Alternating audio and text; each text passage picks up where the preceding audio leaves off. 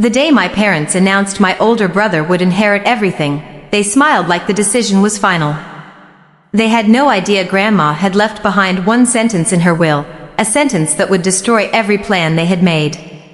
Michael Hayes stood quietly at the back of the grand dining room, watching his parents celebrate his older brother, Jason.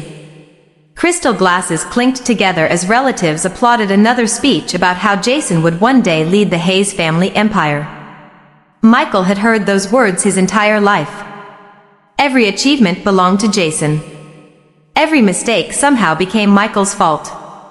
Their father proudly announced that it was finally time to prepare the legal documents naming Jason as the sole heir to the family's multi-million-dollar business.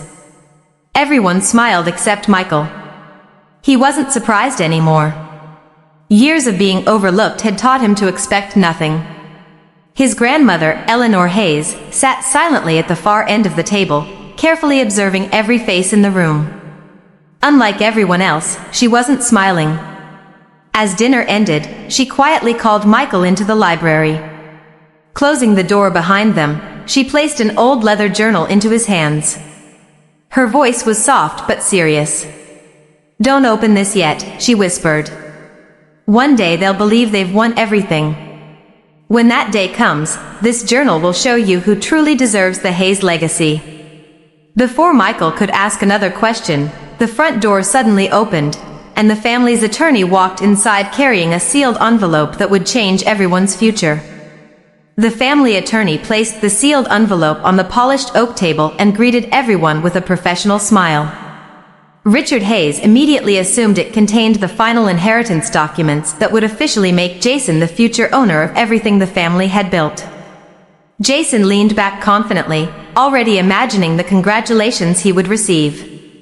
Michael remained near the doorway, expecting nothing different from every other family gathering.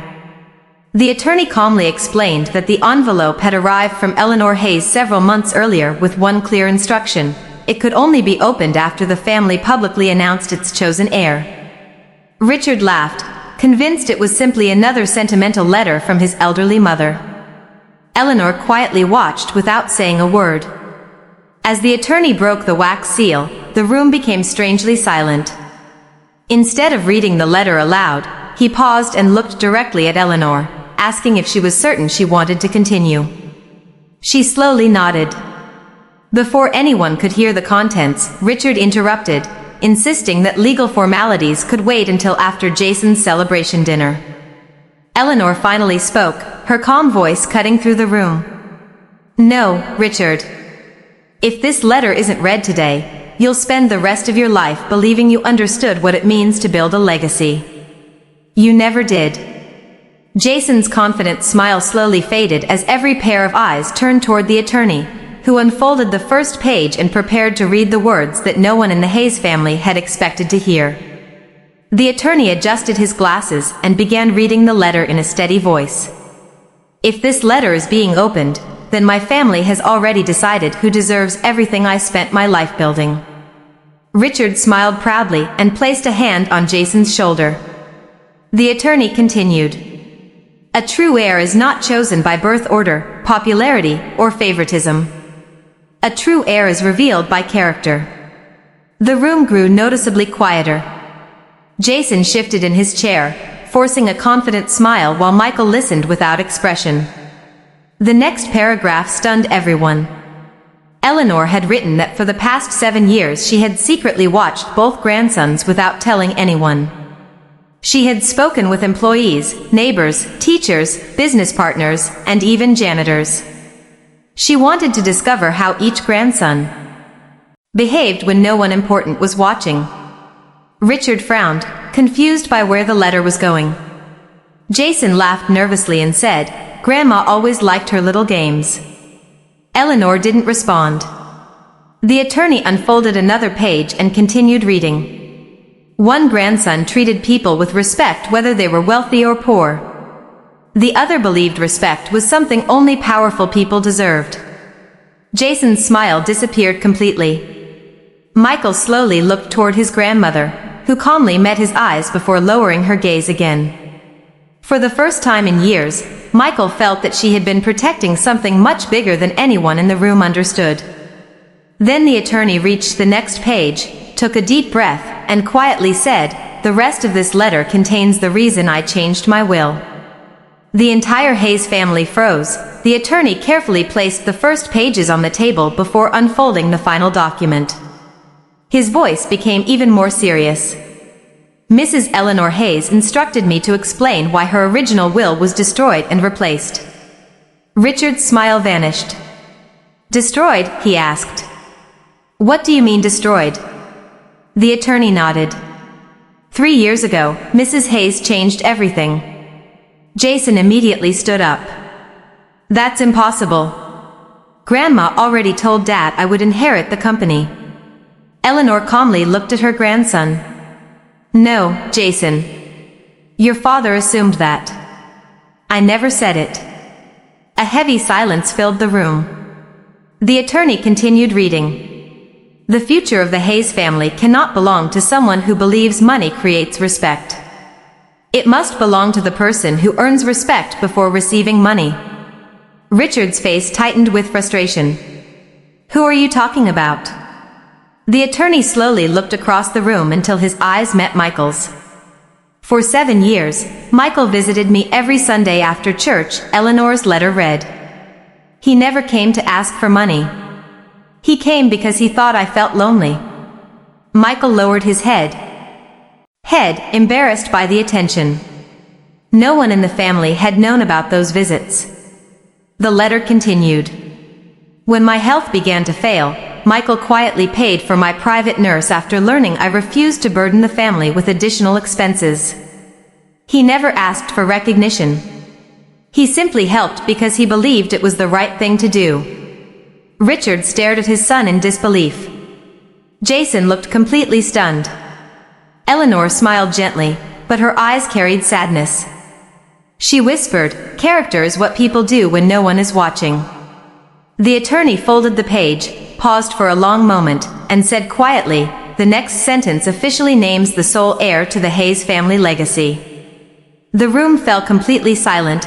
The attorney looked around the room one final time before reading the last paragraph. His voice echoed through the silent library. "Effective immediately, I leave my entire ownership of Hayes Industries, all voting shares, every investment account, every property held in my name, and every controlling interest to my grandson, Michael Hayes." No one moved. Jason stared at the attorney as if he had misheard every word. Richard immediately stood up, his face turning pale. "That's impossible," he shouted. "Jason has been preparing for this his entire life." The attorney calmly handed Richard the signed legal documents. Every signature, every witness, and every notarized page confirmed the same truth. It was completely legal. Jason snatched the papers from his father's hands, desperately searching for a mistake, but there wasn't one. Eleanor slowly rose from her chair and walked toward Michael. She gently placed her hand on his shoulder. "I didn't leave you this company because you're my favorite," she said softly. "I left it to you because you never acted like you deserved it." Tears filled Michael's eyes as he shook his head. "Grandma, I never wanted to take anything away from Jason." Eleanor smiled sadly. "And that's exactly why you deserve it." Richard looked at his mother in disbelief. "You destroyed this family." Eleanor turned toward her son, her voice calm but firm. "No, Richard. I didn't destroy this family. I simply refused to reward the years you spent teaching one son that money made him important while teaching the other that love had to be earned." Jason slammed the documents onto the table, furious. "This isn't over," he said before storming out of the room, unaware that his biggest mistake was still waiting just outside the door. Jason stormed out of the library, slamming the front door so hard that the windows shook.